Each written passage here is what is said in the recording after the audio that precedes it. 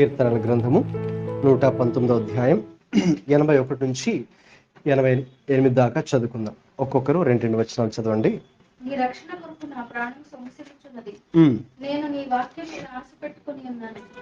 నన్ను ఎప్పుడు ఆదరించదవో అని నా కన్నులు నీ ఇచ్చిన మాట కొరకు కనిపెట్టి క్షీణించుచున్నది. నేను సిద్ధవరనైతే అయినను నీ కష్టము నేను మర్చిపోలేదు. నీ సేవకుని జ్ఞానులు ఎంత కొద్దివాయిని నన్ను తరగడానికి నేను ఎప్పుడు. నీ ధర్మశాస్త్రం అనుసరింపని గర్విష్ఠులు నన్ను చిక్కించుకున్నట్టుకై గుంటలు త్రవిరి. నీ ఆజ్ఞలనియు నమ్మదగినవి. పగవారు నిర్నిమిత్తముగా నన్ను తరుముచున్నారు. నాకు సహాయం చేయుము.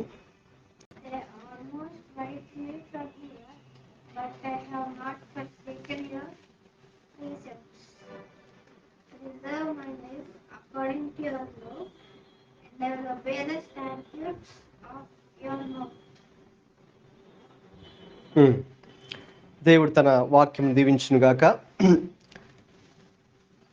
మరి మనం గత కొద్ది వారాలుగా కీర్తనల గ్రంథము 119వ కీర్తనని ధ్యానిస్తున్నాం. ఒక్కొక్క భాగంలో దేవుడు ఒక్కొక్క విధముగా తన యొక్క వాక్య ప్రత్యక్షత మనకు తెలియజేస్తున్నాడు. దేవుని వాక్యం యొక్క ప్రాముఖ్యత గురించి ఈ యొక్క కీర్తనలో మనం నేర్చుకుంటున్నాం. దేవుని వాక్యం ఎంత ప్రశస్తమైందో, ఎంత విలువైందో, ఎంత ప్రాముఖ్యమైందో, మన జీవితాల్లో అది ఎంత అవసరమైందో. The need of the word of God. So the importance and also the same time the need. ఒకవైపు ఏమో దేవుని యొక్క వాక్యం యొక్క ప్రాముఖ్యత లేక గొప్పతనము, దాని విలువ ఒకవైపు కనిపిస్తుంది.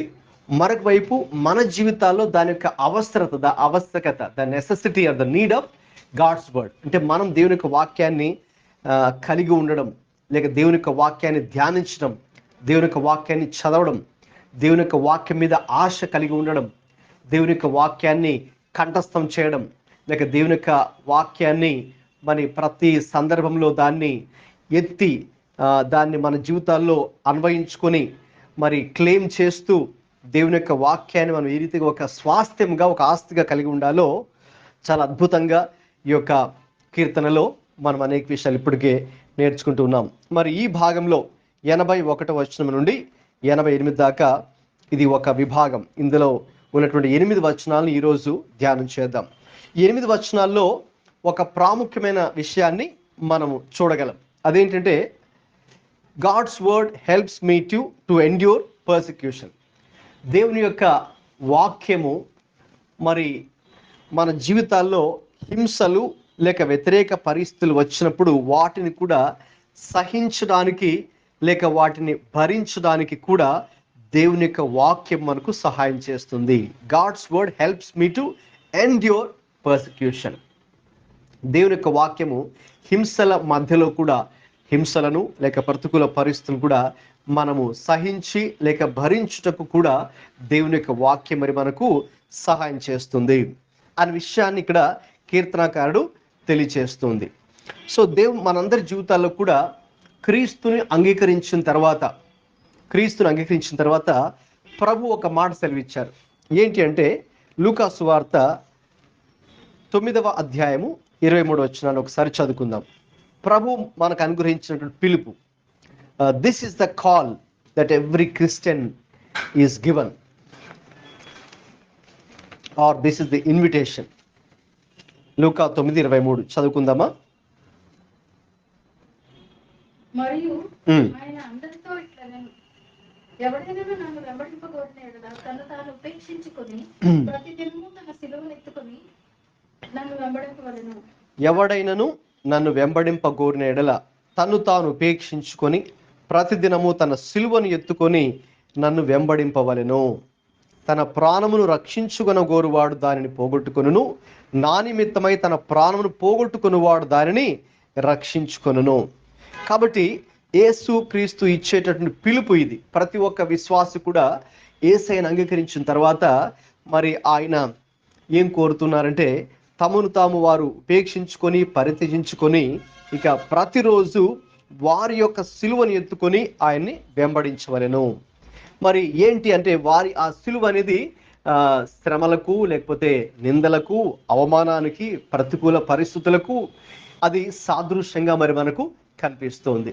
అంటే యేసుక్రీస్తుని వెంబడించే క్రమంలో మన విశ్వాసమును మరి భక్తిని జరిగించే క్రమంలో తప్పకుండా మరి మనం ఇటువంటి హింసలను లేక ప్రతికూల పరిస్థితులను తప్పకుండా ఎదుర్కోవాల్సి వస్తుంది. అందుకే పౌలు కూడా ఆయన అన్నారు, క్రీస్తు యేసునందు బ్రతుకును ఉద్దేశించి వారందరూ కూడా సద్భక్తితో ఉండాలనుకున్న వారు, అంటే ఖచ్చితమైనటువంటి భక్తి రైట్గా మనం జీవించాలనుకుంటే ఖచ్చితంగా మరి మనం కొంత వ్యతిరేకత లేక హింసలు అనేవి మరి మనకు ఎదురవుతూ ఉంటాయి. అయితే అటువంటి పరిస్థితుల్లో మరి ఏది మనల్ని నడిపిస్తుంది, అటువంటి హింసల పరిస్థితుల మధ్యలో కూడా ఏది మనల్ని నిలబెడుతుంది, ఏది మనల్ని క్షేమంగా ఉంచుతుంది, ఏది మనకు నిరీక్షణ కలిగిస్తుంది అంటే ఆ దేవుని యొక్క వాక్యమే.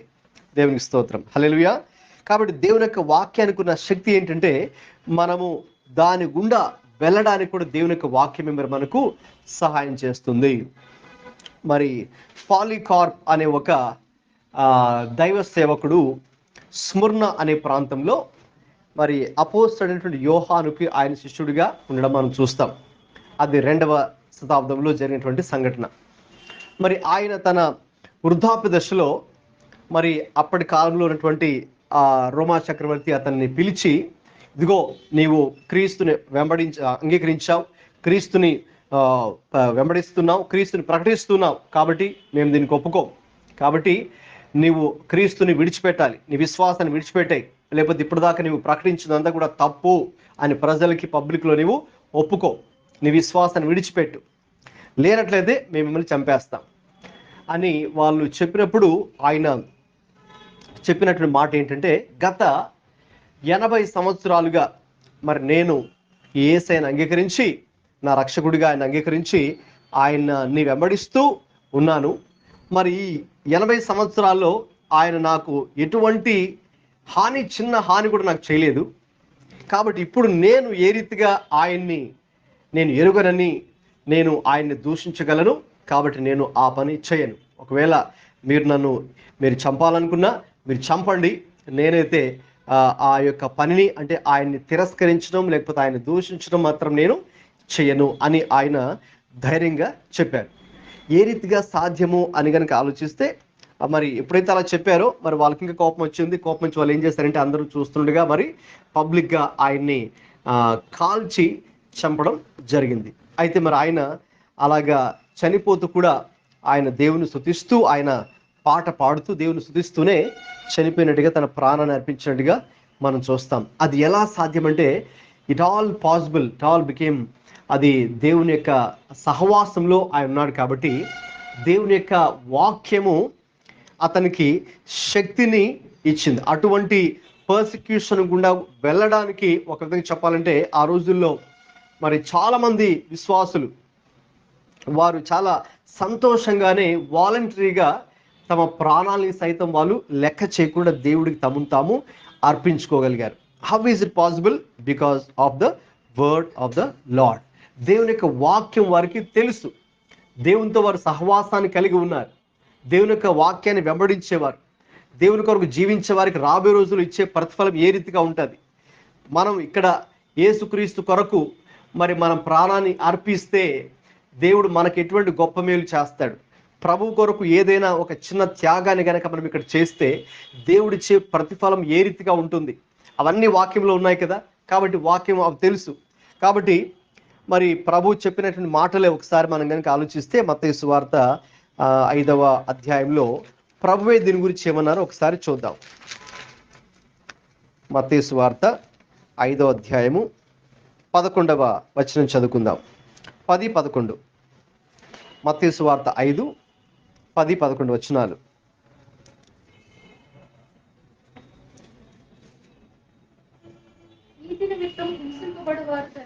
నీతి నిమిత్తం హింసింపబడువారు ధన్యులు, నా నిమిత్తము జనులు మిమ్మల్ని నిందించి హింసించి మీ మీద అబద్ధముగా చట్టమాటలలో పలుకున్నప్పుడు మీరు ధన్యులు. ఉమ్, సంతోషించి ఆనందించుడి, ఉమ్, పరలోకమందు మీ ఫలము అధికమగును. ఉమ్, ఈలాగున వారు మీకు పూర్వమందు నేను ప్రవక్తలను హింసించిరి. ఉమ్. కాబట్టి ప్రభు అయినటువంటి యేసుక్రీస్తు చెప్పినటువంటి బోధ, ఆ మాటలు మరి ఆ విశ్వాసులందరూ కూడా గ్రహించిన వారై వారు ఏం చేశారంటే నీతి నిమిత్తం, యేసుక్రీస్తు నిమిత్తం, పరలోక రాజ్యం నిమిత్తం, సువార్త నిమిత్తం వారు అటువంటి నిందలు లేక అవమానములు లేక హింసలు లేక ప్రతికూల పరిస్థితులు వారు ఎదుర్కొన్నప్పుడు వాటిని ధైర్యంగానే ఫేస్ చేశారు. ఒక విధంగా చెప్పాలంటే సంతోషిస్తూనే వారు అవన్నీ కూడా సహించడం, భరించడం జరిగింది. ఎందుకంటే ప్రభు అన్నారు, మీరు గనక అంటే మీరేదో తప్పు చేసి మీరు శిక్ష అనుభవిస్తే అది వేరే సంగతి. అలా కాకుండా దేవుని నిమిత్తం, క్రీస్తు నిమిత్తం, సువార్త నిమిత్తం, పరలోక రాజ్యం నిమిత్తం, మన విశ్వాసం నిమిత్తం గనక మనల్ని గనక ప్రజలు హింసిస్తూ, నిందిస్తూ, దూషిస్తూ గనక ఉంటే అప్పుడు మన యొక్క ఫలము అధికమవుతుంది. ఎందుకంటే పరలోకమందు మీకు ఫలము అధికమగును. పరలోకంలో మనకు ఫలము అధికమవుతుంది. కాబట్టి వారందరూ ఎలాగ సంతోషంగా తమ ప్రాణాలను కూడా అర్పించగలిగారు అంటే మరి ఆ యొక్క విశ్వాసులను లేకపోతే ఆ యొక్క దైవదాసులు ఏ రీతిగా తమను తాము అర్పించుకున్నారో ఆ యొక్క మొదటి 2, 3, 4 ఆ శతాబ్దాల్లో భయంకరమైనటువంటి హింసలు మరి ఆ ప్రాంతంలో జరిగినప్పుడు ఏది అసలు ఎలా సాధ్యపడింది వాళ్ళు ఆ రీతిగా జీవించగలిగారంటే వారికి మాట తెలుసు, దేవుని యొక్క వాక్యం వారికి తెలుసు. ఇదిగో పరలోకంలో మాకు ప్రతిఫలము అధికంగా ఉంటుంది క్రీస్తు కోసం ఇవి అనుభవించినప్పుడు అని. కాబట్టి ఇక్కడ కీర్తనకారుడు కూడా చెబుతున్న మాట ఏంటి అంటే దేవుని యొక్క మాటే లేక ఆయన ఇచ్చినటువంటి వాక్యమే, ఆయన ఇచ్చినటువంటి వాగ్దానాలే మనల్ని ఆయన కోసం హింసల గుండా వెళ్ళేటట్టుగా మనం చేస్తుంది. అయితే ఆ పరిస్థితుల్లో మనకు ఆయనే ఒక గొప్ప నిరీక్షణ అనుగ్రహించే దేవుడిగా ఉన్నారు. 81వ వచనం మనం కీర్తనకు వద్దాం. 119వ కీర్తన 81లో నీ రక్షణ కొరకు నా ప్రాణం సమస్యలుచున్నది. నేను నీ వాక్యం మీద ఆశ పెట్టుకొని ఉన్నాను. నన్ను ఎప్పుడు ఆదరించదవో అని నా కన్నులు నీవు ఇచ్చిన మాట కొరకు కనిపెట్టి క్షీణించుచున్నది.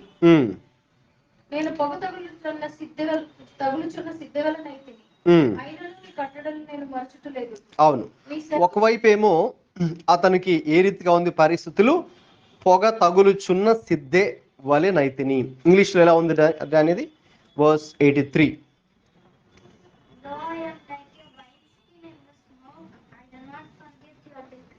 ఎస్, అంటే అతను మరి శ్రమ లేక ఇబ్బందులు లేకపోతే వేడి కదా, లేకపోతే వ్యతిరేకత, ఇవన్నీ కూడా ఒకవైపు తనకు తగులుతున్నాయి. అయినను అదే అనే మాట చాలా ఇంపార్టెంట్. ఎందుకంటే చాలామంది వాళ్ళకి చిన్న సమస్య రాగానే ఇక వాళ్ళు ఏంటి విశ్వాసాన్ని విడిచిపెట్టడం, విశ్వాసం నుంచి వెనక్కి వెళ్ళిపోవడం, లేక దేవుని దూషించే స్థాయికి వెళ్ళిపోవడం, లేకపోతే ఎందుకు ఇలాగని దేవుని ప్రశ్నించడం, సనగడం, గొనగడం, రకరకాలుగా చాలామంది ఈ రోజుల్లో విశ్వాసులు that is how they respond. అయితే కీర్తనకారుడు అంటే దేవునితో ఒక వ్యక్తిగత సహవాసాన్ని కలిగిన వ్యక్తిగా ఆయనకు ఎటువంటి భయంకరమైన కష్టతరమైన పరిస్థితులు ఎదురైనప్పటికీ కూడా ఆయనను నీ కట్టడలను నేను మరచుటలేదు. మరి ఆయన ఆ పరిస్థితిలో కూడా దేనికోసం ఎదురు చూస్తున్నాడు, లేక దేని కొరకు కనిపెట్టుకుని ఉన్నాడు, లేక దేని మీద తన ఆశ పెట్టుకుని ఉన్నాడు అని కనుక చూస్తే ఏముంది అక్కడ మొదటి వచనంలోనే ఉంది, అంటే 81లోనే సెకండ్ పార్ట్లో ఉంది, నీ వాక్యం మీద ఆశ పెట్టుకొని ఉన్నాను. 82 సెకండ్ పార్ట్ బి, నీవిచ్చిన మాట కొరకు కనిపెట్టుకొని ఉన్నాను. 83 పార్ట్ 3, నీ కట్టడల నేను మరచుటలేదు. ఈ 3 వచనాలు కూడా 3 సార్లు అతడు తన ఒకవైపు ఏమో తనకున్నటువంటి ప్రతికూల పరిస్థితులు, తనకున్నటువంటి ఇబ్బందులు, తనకున్నటువంటి శ్రమలు తన చుట్టుముట్టు అవన్నీ ఉన్నాయి. ఒకవైపు ఏమో ఆయన్ని ఇబ్బంది పెట్టే మనుషులు ఒకవైపు ఉన్నారు. బట్ మరొక వైపు ఆన్ ది అదర్ హ్యాండ్ ఆయన స్పందన ఎలా ఉందంటే, దేవా నాకైతే ఇవన్నీ ఉన్నాయి, అయితే నేను నీ వాక్యం మీద ఆశ పెట్టుకున్నాను, నీవిచ్చిన మాట కొరకు కనిపెట్టుకొని ఉన్నాను, అలాగే నీ కట్టడలను నేను అయితే మరచుటలేదు.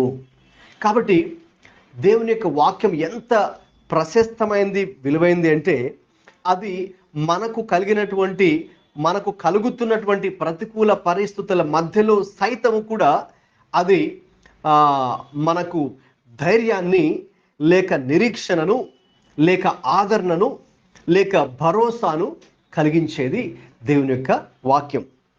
కాబట్టి అక్కడ మనందరికీ కూడా కీర్తనకారుడు నేర్పించే పాఠం కూడా ఏంటంటే, మరి మనము దేని మీద ఆశ పెట్టుకొని ఉన్నాం, లేక దేని కొరకు కనిపెట్టుకొని ఉన్నాం, లేక దేనిని మరవకుండా మనము గట్టిగా వాటిని పట్టుకొని ఉన్నాం during the time of the persecution.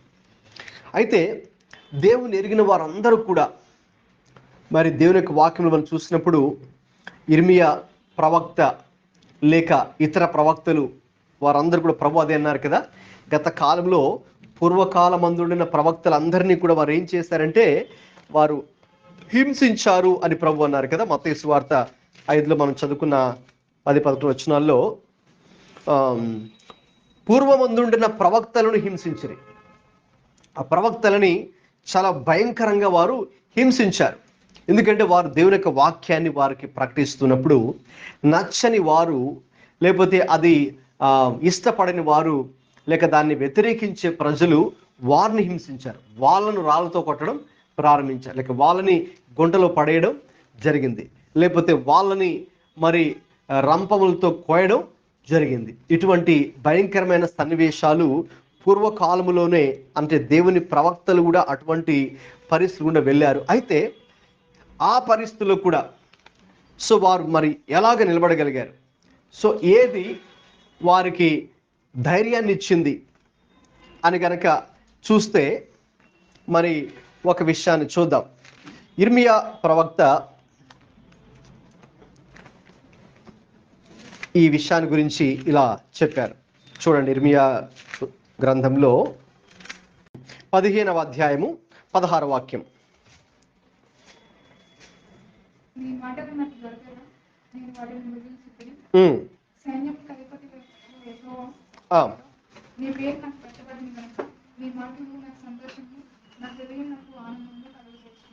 దానికన్నా పై వచనం,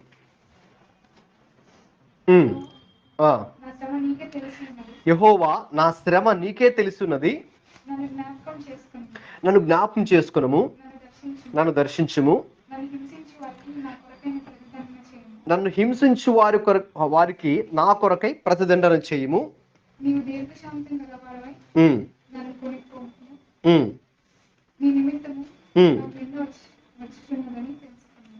గమనించండి, ఇక్కడ ఇర్మియా ప్రవక్త ఆయన దేవుని యొక్క మాటను వారికి తెలియచేసినప్పుడు, ఆనాటి ఇశ్రాయేలు ప్రజలకు, అంటే వారి యొక్క పాపమును బట్టి దేవుడు త్వరలో చెర దేవుడు తీసుకురానే ఉన్నాడు. ఆ చెర అందరూ కూడా వెళ్ళవలసి ఉంది. బబులోను దేశపు రాజు వచ్చి వారిని చెరగా తీసుకెళ్ళి క్యాప్టివ్స్గా తీసుకెళ్తాడు. మరి 70 సంవత్సరాల చెర అక్కడ భయంకరమైన శ్రమలు అనుభవించాలి. తర్వాత ఇంకా దేవుని యొక్క ఈ పట్టణం యెరూషలేము కానీ దేవాలయం కానీ మొత్తం అంతా కూడా అది నాశనం కాబోతుంది, దేవుని యొక్క ఉగ్రత కూడా రాబోతుంది అని ఇర్మియా చెప్పినప్పుడు వారు దాన్ని వినలేదు కదా, అంగీకరించలేదు కదా. ఆయన్ని హింసించడం స్టార్ట్ చేశారు, ఆయన్ని రాళ్ళతో కొట్టడం స్టార్ట్ చేశారు, ఆయన్ని తిట్టడం, దూషించడం స్టార్ట్ చేశారు. మరి ఆయనకి కౌంటర్గా ఇంకొక ప్రవక్త కూడా లేచాడు. అతడు ఒక ఫాల్స్ ప్రాఫిట్, అబద్ధ ప్రవక్త. మరి అతడు లేచేమో లేదు, ఇతడు చెప్పేదంతా కూడా అబద్ధం, ఇలాగేమీ జరగదు, మనం చాలా హాయిగా ఉంటాం, మనకి ఎటువంటి ఇబ్బంది కూడా ఉండదు, ఇతను ఏదో అలాగా అబద్ధాలు చెప్తున్నాడు అని ఇర్మియా ప్రవక్తనే అతడు దూషిస్తున్నారు. మరి ప్రజలందరూ కూడా చెప్పాలంటే అతనికి సపోర్ట్ చేసి ఇర్మియా ప్రవక్త, ఎవరైతే నిజమైన ప్రవక్త ఉన్నారో ఆ నిజమైన ప్రవక్తని హింసించడం, దూషించడం ప్రారంభించారు. ఇప్పుడు అది ఆ నింద, ఆ శ్రమను ఎదుర్కొన్నటువంటి ఇర్మియా ఇలాగంటున్నాడు, దేవా నా శ్రమ నీకు తెలుసు, అలాగే నన్ను జ్ఞాపకం చేసుకుని నన్ను దర్శించు, నన్ను హింసించు వారి కొరకే ప్రతిదండన చేయము, నీవు దీర్ఘశాంతి గలవాడివే, నన్ను కొనిపోకుము, నీ నిమిత్తం నాకు నింద వచ్చున్నదని తెలుసుకో అని చెప్పిన తర్వాత 16 ఇప్పుడు చూడండి, ఒకవైపు ఏమో అతని నింద, అతని శ్రమ, అతని శత్రువులు కదా, అవన్నీ మనకు కనిపిస్తున్నాయి.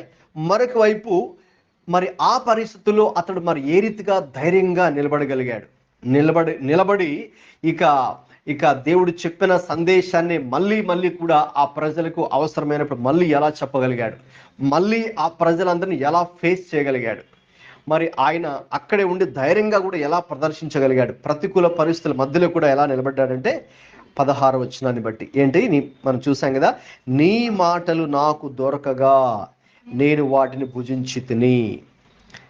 నీ మాటలు నాకు దొరకగా నేను వాటిని భుజించితిని. సైన్యములకు అధిపతిగా యెహోవా నా దేవా నీ పేరు నాకు పెట్టబడిన గనుక నీ మాటలు నాకు సంతోషమును నా హృదయమునకు ఆనందమును కలుగజేయుచున్నవి. కాబట్టి ఇర్మియా ప్రవక్త అటువంటి శ్రమ యందు కూడా, వ్యతిరేకత యందు కూడా, ప్రజలు అతన్ని ఇష్టపడనప్పుడు కూడా అతన్ని నిందిస్తున్నారు, దూషిస్తున్నారు, హింసిస్తున్నారు. అయినా కూడా ఆ పరిస్థితుల్లో మరి అతనికి ఏది ఆదరణ, ధైర్యము, ఆనందము, సంతోషం కలిగించింది? దేవుని మాటలు కదా. నీ మాటలు 16 చూసాం, నాకు దొరికాయి, అవి ఇంకా నేను దాన్ని భుజించాను, అవే నాకు సంతోషాన్ని, నా హృదయానికి ఆనందమును కలుగచేయుచున్నది. కాబట్టి మరి దేవుని ప్రజలు లేక దేవుని సేవకులు ఆ దినములలో కీర్తనాకారుడు చెప్పినట్టుగా ఒకవైపు ఏమో వారి యొక్క ప్రతికూల పరిస్థితులు అవన్నీ వారు కలిగి ఉన్నారు. అయితే అటువంటి పరిస్థితుల్లో వారికి ఆదరణ లేక నిరీక్షణ లేక నెమ్మది లేక భరోసా లేక సంతోషము, ఆనందము కలుగు చేసింది ఏంటంటే దేవుని యొక్క మాటలు. అందుకే కీర్తనకారుడి యొక్క కీర్తనలో మనము 81లో, 82లో, 83లో ఆ 3 వచనాల్లో కూడా 3 సంగతులు కీర్తనాకారుడు తెలియజేస్తున్నారు. నీ వాక్యం మీద ఆశ పెట్టుకొని ఉన్నాను. ఓకే, అది ఇంగ్లీష్లో ఏముంది? 81, రీడ్ ఇట్.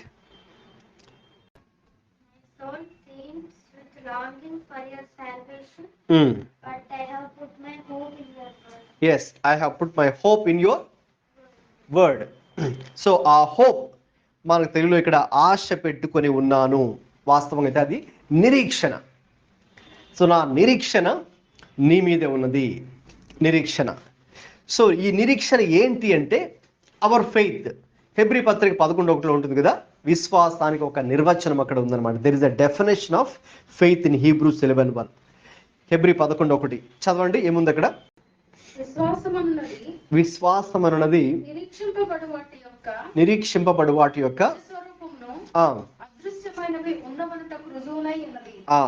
కాబట్టి ఈ నేను నీ మీద ఆశ పెట్టుకొని ఉన్నాను అని ఇక్కడ చెప్తున్నప్పుడు అంటే దేవా నీ మీద నేను నిరీక్షణ పెట్టుకొని ఉన్నాను.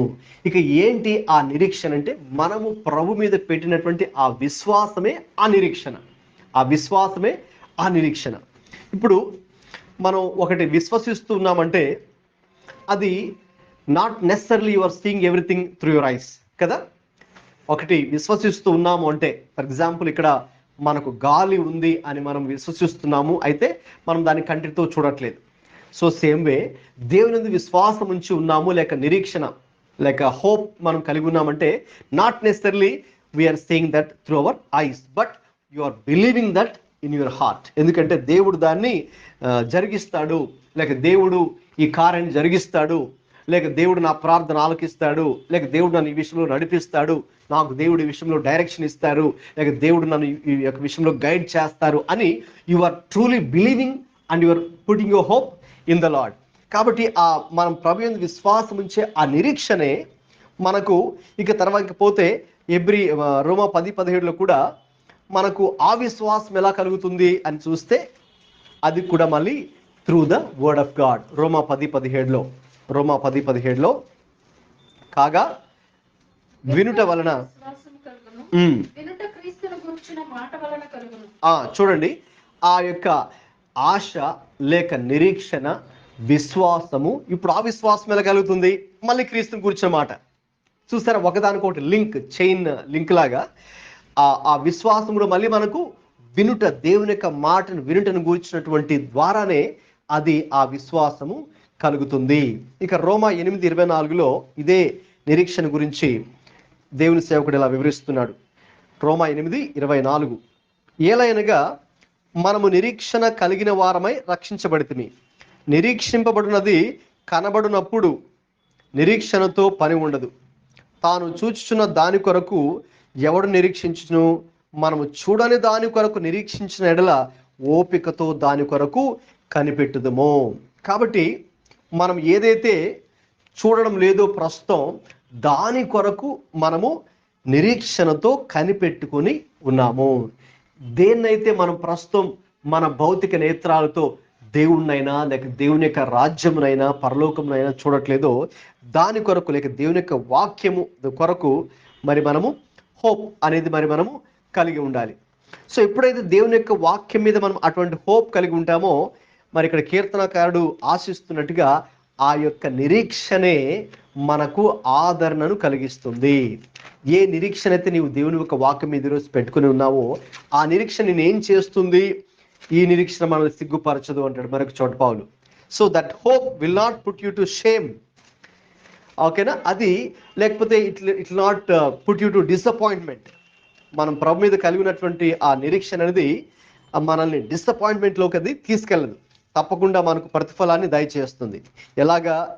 ఇక్కడ చెప్పినట్టుగా నీవిచ్చిన మాట కొరకు నేను నన్ను ఎప్పుడు ఆదరించదవో. 82 తిరిగి మనం కీర్తనకు వద్దాం. 82లో ఈ నిరీక్షణ ఇప్పుడు మనకి ఏం కలిగి చేస్తుందంటే ఆదరణ, కంఫర్ట్. సో ఈ పరిస్థితిలో మనకి ఎప్పుడు ఆదరణ అవసరం చెప్పండి? మనం మామూలుగా అయితే మరి ఆదరణ కూడికని పెడుతుంటారు. ఎప్పుడు ఆదరణ కూడిక పెడుతుంటారు? ఎవరైనా ఇంట్లో చనిపోయినప్పుడు కదా, చనిపోయిన తర్వాత మరి ఆ వీక్లో ఆదరణ కూడికని పెడుతుంటారు. సో అంటే మనము ఎప్పుడు మనకు ఆదరణ అవసరం అంటే వాళ్ళు ఇబ్బందులో ఉన్నప్పుడు, లేకపోతే కృంగుదల్లో ఉన్నప్పుడు, నిరాశలో ఉన్నప్పుడు కదా, బాధలో ఉన్నప్పుడు, మరి ఆ బాధలోనే మనకు ఆదరణ అవసరం. సో సేమ్ వే మనము మనకున్న పరిస్థితులను బట్టి ఆ రీతిగా ఉన్నప్పుడు hour God is a God who comforts through his word. తన వాక్యము ద్వారా ఆయన మనల్ని ఆదరించే దేవుడై ఉన్నారు. ఆయన తన వాక్కును పంపి తన ప్రజలను స్వస్థపరచను అని ఉంటుంది. ఓకే, ఆ స్వస్థతలో ఉన్న విషయం మరొకటి ఏంటంటే ఆదరణ కూడా ఉంది. So God's word truly gives us hope and comfort. కాబట్టి ఆయన ఇచ్చే ప్రతి ఒక్క వాగ్దానం కూడా మరి మనకు గొప్ప ధైర్యాన్ని, ఆదరణను కలగచేస్తుంది. కాబట్టి ఇక్కడ కీర్తనకారుడు ఈ మొదటి సెక్షన్, ఈ యొక్క కీర్తనలో 80 మనం చదువుకునే వాక్య భాగంలో మొదటి 3 వచనాలు కూడా ఏం తెలియజేస్తున్నారంటే దేవుని యొక్క వాక్యం మనకు ఏ రీతిగా ఒక గొప్ప నిరీక్షణ కలగచేస్తుందో. Right? So if you want hope you need to come back to the word of God. So మనకి ఇంక వేరే మార్గం లేదు కానీ but the word of God. దేవుని యొక్క వాక్యమే మనకు గొప్ప నిరీక్షణను కలిగచేస్తుంది. అది ఏ పరిస్థితి అయినా కూడా, ఏ పరిస్థితి అయినా. అందుకే ఇంకా ఈయన ఏం చెప్తున్నారంటే చివరిగా 20 ఫస్ట్ సెక్షన్లో, నేను పొగ తగులుచున్న సిద్ధవెలనైతిని అయినను నీ కట్టడలను నేను మరుచుటలేదు. ఇప్పుడు the moment you know that God and his word comforts you, what should you do? మనం ఏం చేయాలి? మన రెస్పాన్స్ ఏమై ఉండాలి? మన రెస్పాన్స్ ఏమై ఉండాలంటే ఎగ్జాక్ట్లీ ఇక్కడ కీర్తనకారుడు చెప్పినటువంటి విషయమే మన స్పందన కూడా అయి ఉండాలి. ఏంటంటే నీ కట్టడలను నేను మరచుటలేదు. అంటే దేవుని యొక్క కట్టడలు, దేవుని యొక్క మాటలు ఏవైతే ఆయన తెలియజేశాడో ఆయన వాక్యాన్ని మరి మనము మరవకూడదు. ఎందుకంటే కొన్ని పరిస్థితులు మనల్ని ఏం చేస్తాయంటే దేవుని వాక్యాన్ని మరిచిపోయేటట్టుగా చేస్తాయి. మరిచిపోయేటట్టుగా చేసి వాక్యం మీద కాకుండా మన అటెన్షన్ని అటు ఇటు లాగడానికి పరిస్థితులు మరి మనల్ని డీవియేట్ ఆర్ డిస్ట్రాక్ట్ చేస్తూ ఉంటాయి. But you need to come back. దేవుని యొక్క మాటలను మాత్రం మరి మనము మరవకూడదు. ఆయన యొక్క మాటలను మన యొక్క హృదయంలో ఉంచుకున్నప్పుడు అది తప్పకుండా మనకు గొప్ప ఆశీర్వాదాన్ని కలగచేస్తుంది. ఎందుకంటే యోబు కూడా తన శ్రమలో ఆయన 36వ అధ్యాయంలో యోబు చెప్పిన మాట ఒకసారి చూద్దామా? 36వ అధ్యాయం 24 వాక్యం. యోబు 36:24. మనుషులు కీర్తించిన ఆయన కార్యమును మహిమపరచుటకే నీవు జాగ్రత్త పడుము.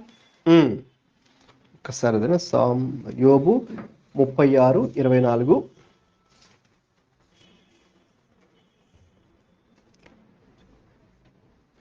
మనుషులు కీర్తించిన ఆయన కార్యమును మహిమపరచుట నీవు జాగ్రత్త పడుము.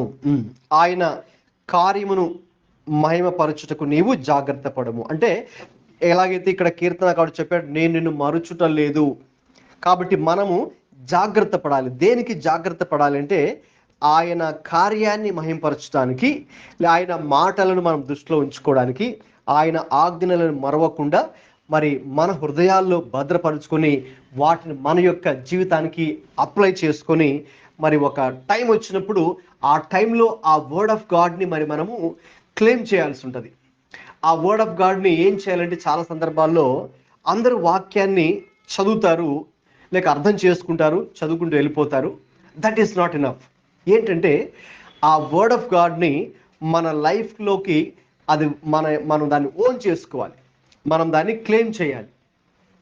అప్పుడు మాత్రమే there will be a proper result in our lifes. కాబట్టి అందుకే కీర్తనకారుడు ఎగ్జాక్ట్లీ ఆయన అదే అన్నాడు, నేను నీ యొక్క మాటలను నేను విడవలేదు. ఏమన్నాడు 83లో, నీ కట్టలు నేను మరచుటలేదు. That means he has appropriated or he applied correctly or he claimed God's word to his life during the time of his persecution. So ఆయన యొక్క జీవితంలో ఎదురైనటువంటి ప్రతికూల పరిస్థితుల్లో కూడా ఆయన దేవుని కట్టడలను, దేవుని యొక్క మాటను మరవకుండా ఆయన దాన్ని భద్రపరుచుకున్నందుకు, దాన్ని క్లెయిమ్ చేసి ఓన్ చేసుకున్నందుకు, అన్వయించుకున్నందుకు దేవుడు అతనికి గొప్ప ఆదరణను అనుగ్రహించి ఉన్నాడు. అది దేవుని యొక్క వాక్యం చేసేది. So that is the first thing. So it provides a great hope. మొట్టమొదటిగా మనం చూసిన విషయం ఇప్పటిదాకా ఏంటంటే 3 వచనాలు కూడా దేవుని యొక్క వాక్యం మనకు అంతటి గొప్ప నిరీక్షణను కలగచేస్తుంది. రెండవదిగా 84 నుంచి 86 దాకా చదువుకుందాం. 84 to 86. నీ సేవకుని జనములు ఎంత కొద్దివారిను, నన్ను తరుము వారికి నీవు తీర్పు తీర్చుట ఎప్పుడు? నీ ధర్మశాస్త్రం అనుసరింపని గర్విష్ఠులు నన్ను చిక్కించుకొనుటకే గుంటలు త్రవ్విరి. నీ ఆజ్ఞలన్నీయు నమ్మదగినవి, పగవారు నిర్నిమిత్తముగా నన్ను తరుముచున్నారు. నాకు సహాయం చేయము. రెండవదిగా ఆయన చెబుతున్న విషయం ఏంటంటే, ఇక్కడ ఆయనను ఇబ్బంది పెట్టేవారు, గర్విష్ఠులు, లేకపోతే ఇంకేం చెప్పారు వారి గురించి? ఆయన గర్విష్ఠులు, ఆయనకి గుంటలు త్రవ్వేవారు, ఆయన ఇరికించాలని చూసేవారు, పగవారు.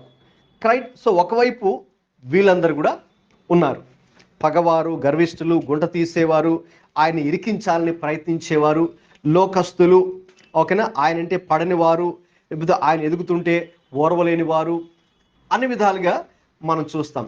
ఈ లోకంలో మరి సాతానుడు వాడు అనేక మందిని, ప్రజల్ని వాడు ఉపయోగించుకొని వాడు ఏం చేస్తారంటే, ఎలాగైతే ఒక దగ్గర దేవుడు మరి కొంతమందిని ఉపయోగించుకొని మనం ఆత్మీయంగా బలపడడానికి దేవుడు ఉపయోగించుకుంటాడో, సాతాను కూడా వాడు కూడా అదే స్ట్రాటజీ ఉపయోగించి వాడు ఏం చేస్తాడంటే కొన్నిసార్లు మనల్ని విశ్వాసంలో నుంచి వెనక్కి లాగడానికి, లేకపోతే మనల్ని కృంగదీయడానికి, మనల్ని బలహీనపరచడానికి, దేవుళ్ళు మార్గంలో నుంచి తొలగడానికి మరి వాడు కొంతమంది, వాళ్ళే ఎవరు ఇతను చెప్తున్నారే ఈ గర్విష్ఠులు, అతని విషయంలో గుంట త్రవ్వేవారు, పగవారు, వీరందరూ ఉన్నారు ఒకవైపు.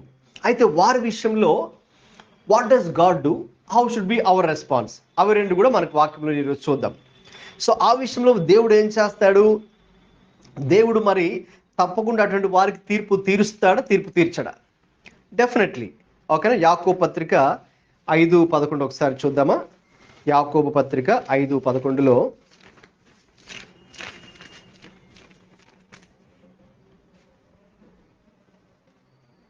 సహించిన వారిని ధన్యులు అనుకుంటున్నాము కదా, మీరు యోబు యొక్క సహనం గురించి వింటిరి. ఆయన ఎంతో జాలియు కనికరమును గలవాడని మీరు తెలుసుకొని ఉన్నారు.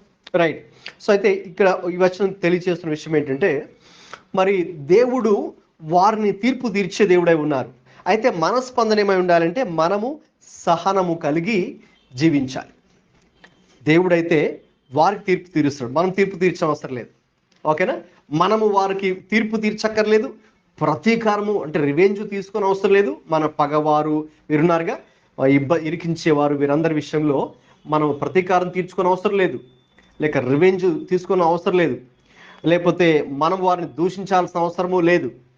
Like how worldly people do, మనం అలా స్పందించాల్సిన అవసరం లేదు. మనమైతే టు సమ్ ఎక్స్టెంట్ మనం వాటిని సహించాలి, మనం వాటిని కొంత భరించాలి. సహించిన వారిని ధన్యులు అనుకొనుచున్నాము కదా. కాబట్టి విశ్వాసులుగా ప్రభు మనకి ఇచ్చినటువంటి ఇంకొక కృప ఏంటంటే ఆ యొక్క సహనం. ఈ సహనం మరి ఎలా వస్తుంది మనకు అది కష్టమే కదా, ఏదో రాత్రి వచ్చే ఇది కాదు. But how does it come? మనం కానీ గలతీ పత్రిక 5 చదివితే it comes through as the fruit of the Holy Spirit. పరిశుద్ధాత్మ ఫలాల్లో సహనం కూడా ఒకటి. కాబట్టి క్రీస్తును అంగీకరించిన వారికి మరి మనకైతే సహజ సిద్ధంగా మనలో అసహనం ఉంటుంది కదా. వీ డోంట్ హ్యావ్ న్యాచురల్గా మనకి సహనం ఉండదు. న్యాచురల్గా మనలో ఉండేది అసహనమే, రైట్? అయితే సూపర్ న్యాచురల్గా వచ్చేది సహనం. అలాగా న్యాచురల్గా కొన్ని మనలో ఉంటాయి, సూపర్ న్యాచురల్గా దేవుడు మనలో పెట్టేవి ఆ ఆత్మఫలాలు. గలతీ పత్రిక 5:22లో ఆత్మఫలాలు ఉన్నాయి కదా, అవి. సో అది ఆ సహనం అనేది కూడా మరి కొన్ని పరిస్థితుల్లో మనమేమి వెంటనే రియాక్ట్ అవ్వాల్సిన అవసరం లేదు. Don't ever react to the situation, but only respond. రియాక్షన్కి రెస్పాన్స్కి తేడా ఉందన్నమాట. రియాక్ట్ అంటే ఓ అది ఇది అని మనం ఇంకా ఓకేనా, మనం కోప్పడి లేకపోతే విసుక్కుంటూ అరవడం లేకపోతే అది ఇది చేయడం, అది లోకస్తులు చేస్తుంటారు. They react, okay. But we respond. మనము స్పందిస్తాం. ఎలా స్పందిస్తాము? మనము సహించుకుంటాం. అందుకే కదా మీరు యోబు యొక్క సహనము గురించి వింటిరి అని యాకోబు యాక్చువల్గా is pointing out about Job. యోబుని పాయింట్అవుట్ చేస్తూ, యోబు చూశారు కదా ఎంత సహనాన్ని కలిగి ఉన్నాడో, ఆయన ఎంతో జాలియు కనికరమును గలవాడని కూడా మీరు తెలుసుకున్నారు. మరి యోబు ఆ పరిస్థితుల్లో మరి సహనాన్ని యాక్చువల్గా we have both example, 2 examples. అంటే యోబు సహనము, యోబు భార్య ఏమో ఆపోజిట్ అసహనం కదా. ఆవిడేమో విసుక్కుంటుంది, ఎందుకు అసలు నువ్వు దేవుడు అన్నావు, ప్రార్థన అన్నావు, లేకపోతే అలాగా దేవుడు ఇదేనా చేసింది అని. ఆమెమో అసహనంతో అసలు నువ్వు దేవుని తిట్టేసేయి, నువ్వు దేవుని దూషించి చచ్చిపో, నువ్వు కూడా చచ్చిపో అని అసహనంతో మాట్లాడుతుంది, అవిశ్వాసంతో మాట్లాడుతుంది, రియాక్ట్ అవుతుంది. యోబు అయితే స్పందిస్తున్నాడు. ఎలా స్పందిస్తున్నాడు? దేవుడే ఇచ్చాడు, దేవుడే తీసుకున్నాడు, దేవునికే మహిమ కలుగును గాక అని ఆయన స్పందిస్తున్నాడు సహనముతో అని ఇక్కడ మరి మనము చూస్తున్నాం. కాబట్టి దేవుని యొక్క వాక్యం మనకు నేర్పించేది ఏంటి అంటే, అటువంటి ప్రతికూల పరిస్థితుల మధ్యలో మన శత్రువులు, పగవారు, మనల్ని ఇరికించాలని చూసేవారు, గర్విష్ఠులు, వారి విషయంలో దేవుడు జోక్యం చేసుకుంటాడు. Definitely yes, God will respond. అయితే మన యొక్క స్పందన ఏంటంటే, మనం వారికి రియాక్ట్ అవ్వాల్సిన అవసరం లేదు, కానీ మనం దేవునికి స్పందిస్తే చాలు. ఇక దేవుడు వాళ్ళని చూసుకుంటారు. అది విషయాన్ని రోమా 12లో కూడా మనం చూస్తాం. ఒకసారి అది కూడా చూద్దాం. రోమా 12:17 వాక్యం. కీడుకు ప్రతికీడు ఎవరికి చేయొద్దు. మనుషులందరి దృష్టికి యోగ్యమైన వాటిని గురించి ఆలోచన కలిగి ఉండుడి. శక్యమైతే మీ చేతనైనంత మట్టుకు సమస్త మనుషులతో సమాధానముగా ఉండుడి. ప్రియులారా, మీకు మీరే పగ తీర్చుకొనక దేవుని ఉగ్రతకు చోటియుడి. పగ తీర్చుట నా పని, నేనే ప్రతిఫలము నిత్తును అని ప్రభు చెప్పుచున్నాడని వ్రాయబడి ఉన్నది. కాబట్టి నీ శత్రువు ఆకలి కొని ఉంటే అతనికి భోజనం పెట్టము, దప్పికొని ఉంటే దాహము నిమ్ము. అలాగూ చేయటం వలన అతని తల మీద నిప్పులు కుప్పగా పోయిదువు. కీడు వలన జయింపక మేలు చేత కీడును జయించుము. అవును. సో ఎవరైతే గర్విష్ఠులు, మనల్ని ఇరికించాలని చూసేవారు, పగవారు, దుష్టులు, మరి వారు మనకు అలా వారు అలా చేయాలని చూస్తున్నప్పుడు, మనమైతే ఇక్కడ చాలా స్పష్టంగా ఉంది, కీడుకి ప్రతి కీడు మనం చేయకూడదు. అయితే మనం వారితో సమాధానంగా ఉండమని, పగ తీర్చుకోవద్దు. ఎందుకంటే దేవుడే పగ తీర్చే పని ఎవరిది? పగ తీర్చుట నా పని అంటున్నాడు దేవుడే. నేనే ప్రతిఫలం ఇత్తును అని దేవుడు చెప్తున్నాడు. సో కాబట్టి ఇంకా ఆ పని అది మనం దేవుడికి అప్పగించాలి. అయితే మనము వారి ఎడల మరి మనం అది సహించడం, సహనము కలిగి ఉండడం, లేక వారి కొరకు ప్రార్థించడం, ఇంకా మరి చాతనైనంత మట్టుకు సమాధానంగా ఉండడము అనేదే మనము ఆ పని చేయాలి.